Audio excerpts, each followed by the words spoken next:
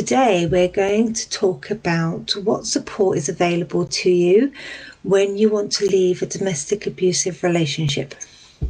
Because I know from bitter experience how hard it is to actually walk out that door, how hard it is to actually leave and stay gone. And I've talked before in other lives about trauma bonds and the reasons why we go backwards and forwards, etc., etc. And today I wanted to really just spend a little while focusing on the practical help that is available to you. So when you are in a domestically abusive relationship, so let's just say an abusive relationship, when you're in it and you are trying to make a decision whether to stay or go, it's quite an isolating time and a scary time, because you think that people might not believe you, people don't care, that you can't go and talk to your parents or your friends about it, that you can't tell anybody what's been happening because you're too ashamed, you're too embarrassed. The honest truth is that life is so much better on the other side.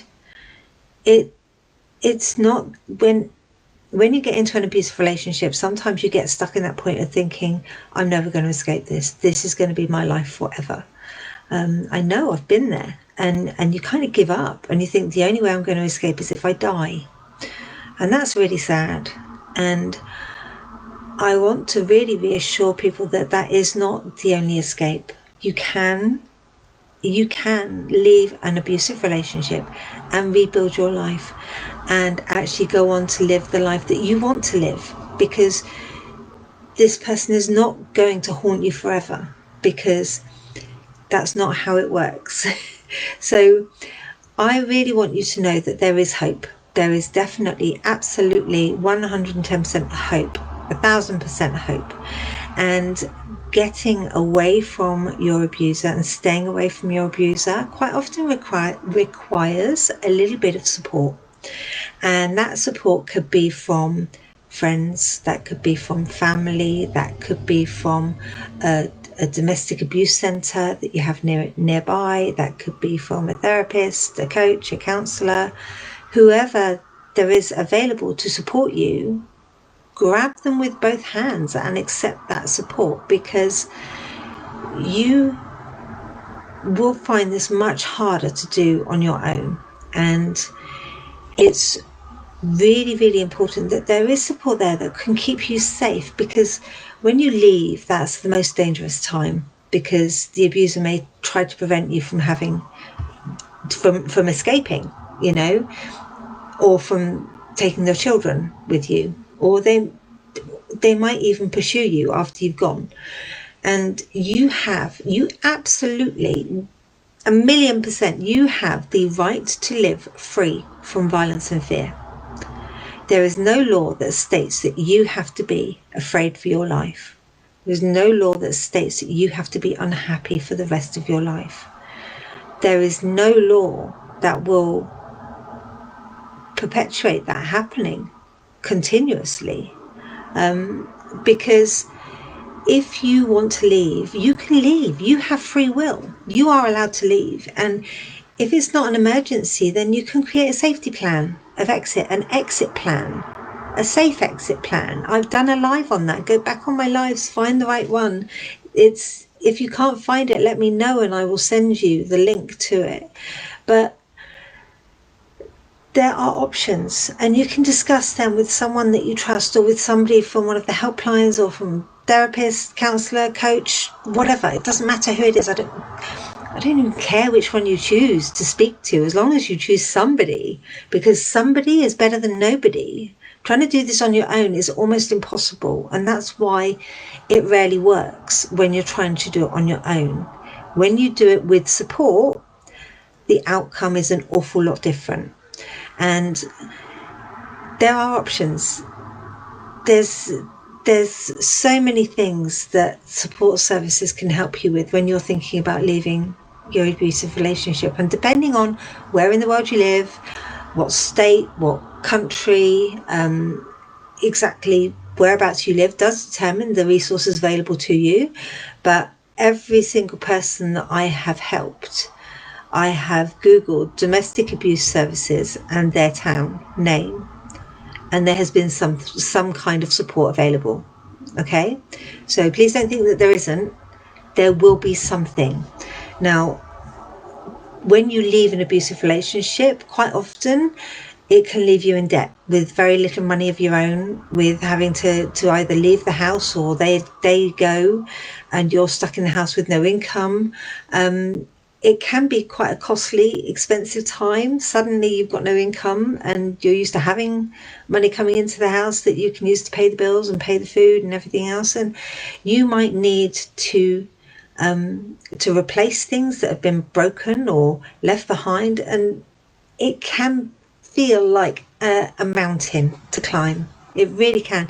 And to be honest, finances were a big reason for keeping me for as long as I did, because I thought that by walking away I would lose everything I'd worked so hard for. But in reality, I could have walked away and we could have worked the finances out afterwards. I didn't have the hope that things would be done on a sensible, collaborative discussion. It just wasn't going to happen. So we ended up with the solicitors kind of sorting everything out in terms of financial split, if you like, with the divorce. But you might have to claim for benefits, social security, and it might not be something that you're happy doing. It might not be something that you want to do. However, it will be something that you are required to do in order to continue feeding your children.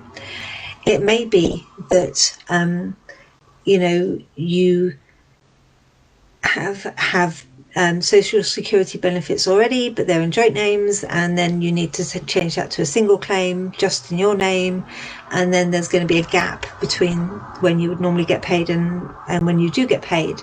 But if you are speaking to somebody from the social services, from the benefits agency, from the people that pay the benefits, they can help with those problems. And when you have a domestic abuse service nearby, quite often they can help put you in touch with domestic abuse advice workers, and they can help you with those problems by sorting out your debts, applying for grants and loans, and negotiating with housing providers over rent arrears and other financial problems. So there is a mountain of support and help available. So that's money. Now we talk about housing, because there is always help available for those in need. There's help to assist you in stopping the abuse and either remaining in your home or leaving home and then returning once the abuser has been removed. And your rights depend on the situation, and you may need to seek specialist advice, but there's so many places you can get advice from. You can get advice from your local authority, from the housing officer, from the support services, from Citizens Advice Bureau, from Homeless Family Services, from legal services, from domestic abuse centres. There is so much help available. It's scandalous. We don't take advantage of it. It is there. But again, having somebody guide you through this process will make it much smoother than actually trying to find all of this out on your own. Because when you've got 2 or 3 of you kind of working on a project of getting you safe and getting you out, then the chances are that escape will be much smoother, much more joined together, much less traumatic. Well, it's going to be traumatic anyway. Let's face it, it's going to happen. It's going to be upsetting. It's going to be sad. It's going to be a grief period of well, what if I'd stayed? What if we could work it out? They're never going to change. You'd have to accept the person that they are, that they're never going to change. Anyway, before I go on to that rant, legal help. There are lots of different legal options available, and you can protect yourself using the law. Because if you've got no money, you might be able to get legal aid to pay for the legal help that you need, or you might find a local authority, you might find local lawyers have agreements with domestic abuse centres to do certain work pro bono. And they can use the law to advise you about the welfare of your children and to advise you about a divorce or separation agreement if you need one. And if you've had to leave your home for you or your children's safety, they can help you get back home by regaining possession of your property's tenancy. They can also help you take out an injunction which will protect you and your children from being hurt or harassed. And those injunctions, which I think are also called personal protection orders in some places, injunctions, basically it's a legal document that keeps them away from you, and it's like a non-harassment order, non-molestation order, but that can also be used to order the person to leave the family home, and you can arrange for a police escort to make that happen. And again, if you're not doing it on your own, it's a lot easier to do when you've got somebody stood by your side, whether it be virtually or physically, to help you get through this. Now, when we're talking about injunctions, which is the same thing as a personal protection order or a domestic violence order, or, any one of whatever names you want to call it, if you are being threatened or harassed by another person, it is possible sometimes to take out an injunction against them as a way of protecting yourself and keeping them away from you. And although injunctions can be issued for a number of reasons, one of the most common is because the person has been a victim of domestic abuse. And if you are under 16, domestic abuse is categorised as child abuse, and you need to get help from a teacher, school counsellor or social worker. And if you're over 16, you can get help through the court. You can do it directly through the court, and it can be a former or current partner, husband, wife, relative. It can be taken out against any associated person, anybody that is causing you harm or threatening to cause you harm. So just because you're married doesn't mean that you can't get one. You can get one. Just because you're not married doesn't mean you can't get one. You can get one.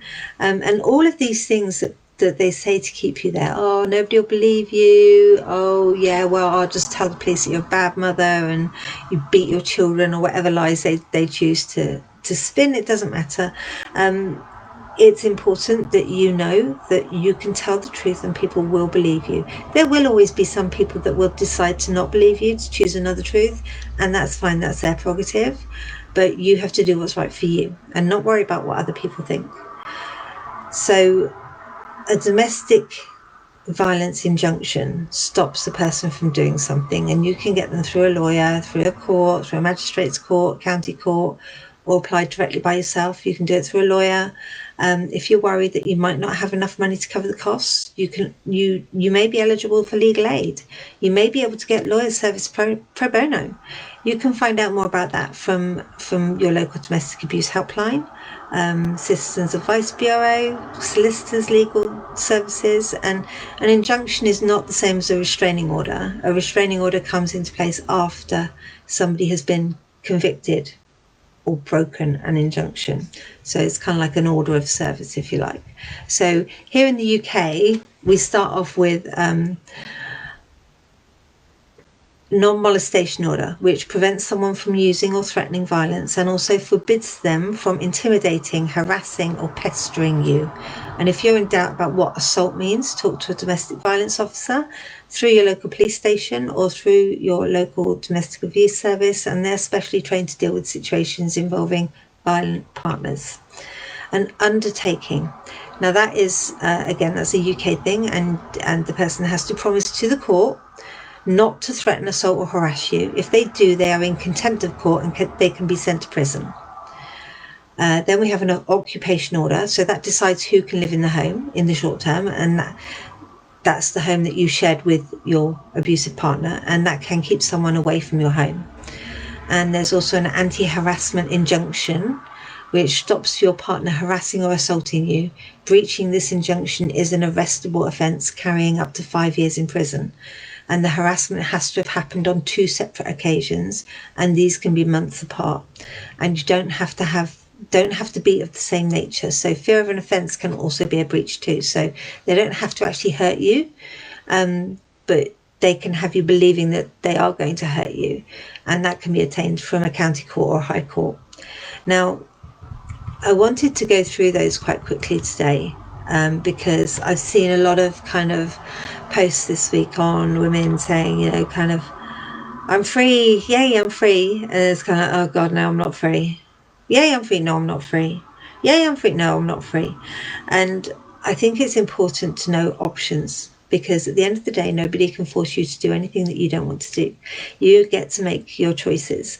And if you decide that you've had enough, that you accept that the behavior that they are displaying is never going to change, that is the essence, the actions are showing you the true nature of the person, and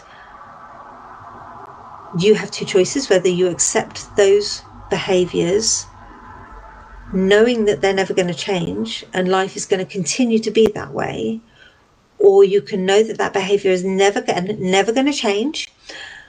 And that's not what you want out of a relationship. That's not what you want your children growing up thinking a relationship looks like, a healthy relationship looks like. That's not modeling what you believe a healthy relationship to be. And that's the point where you make a decision. The first step that you have to do is make a decision. And the second step is to forgive yourself, because you will beat yourself up about how on earth did I get in this position. So first thing, accepting the situation. Second thing, forgiving yourself. And the third thing is find your support. Find your support. Whoever that support might be. It might be your mum, your dad, your brother, your sister, your second, third cousin, you know, through Aunt Hilda. I don't care who that support person is, but having somebody that helps you through that process will give you a much better chance of getting away and staying away, because you will have support. You're not trying to do it by yourself.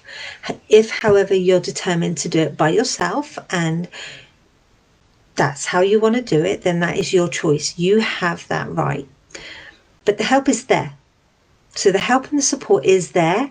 You just have to be able to accept that help. And I know that's a really hard thing to do, because being extremely independent is a trauma response.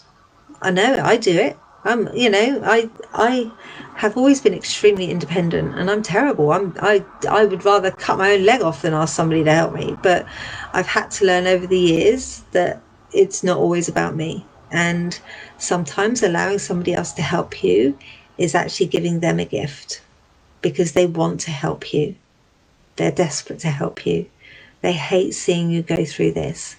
But I think the other thing to remember is that not only is there help available through family, friends, colleagues, that kind of thing, but there's also people like me. I'm a divorce and separation coach, for goodness sake. That's what I do. I help women leave abusive relationships. I help women leave relationships that are hurting them emotionally or physically or mentally or financially, or whatever the reason being. That relationship is toxic. I help them leave. I help them stay gone. And I help them rebuild their lives, because there is a whole nother world outside those four walls. There's a new life to live. And it may not be the life that you expected it to be, but that's okay. Why is that a bad thing? Because if you stayed in the relationship, nothing was ever going to change. It's going to continue treating you that way indefinitely. And waiting for you to be able to save them, fix them, and allow them to be the better person that you think they are deep down, well, you might as well be waiting to fly to the moon, because it won't happen. You can't fix them. You can't save them, because they don't want to be saved. And you have to save yourself, because the only person that you can be responsible for is yourself. And you are only responsible for your words, your actions, your deeds, and your children, if you have children too. And again, with the children, do you want them growing up thinking that's normal? Do you? Really?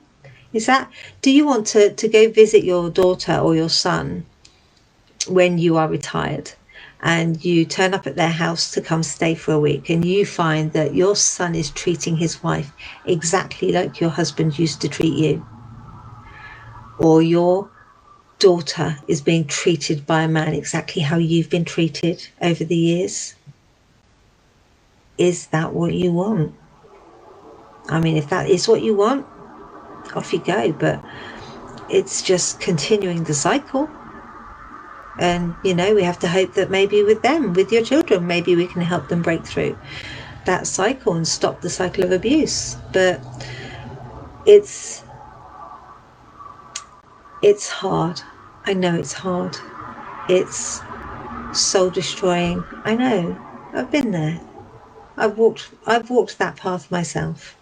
I left, well, my husband and I parted. I don't say I left. My husband and I parted ways when my son was 3, and he's 19 now. So that tells you that that was 16 years ago. However, it took 11 years for me to start to break free of the binds that he had over me, that control, that level of fear and threat and worry and concern that was still held over me for 11 years after we split. Now, before then, we'd been together for 15 years and married for 12. So 26 years of my life were effectively controlled by somebody else. And I was controlled by fear. And I'm not going to say every single day was fearful. No, it wasn't. There were good times too. That's how they keep you. It's called trauma bond. Look it up. It's, you know, all the information is there. I've put it all on the lives.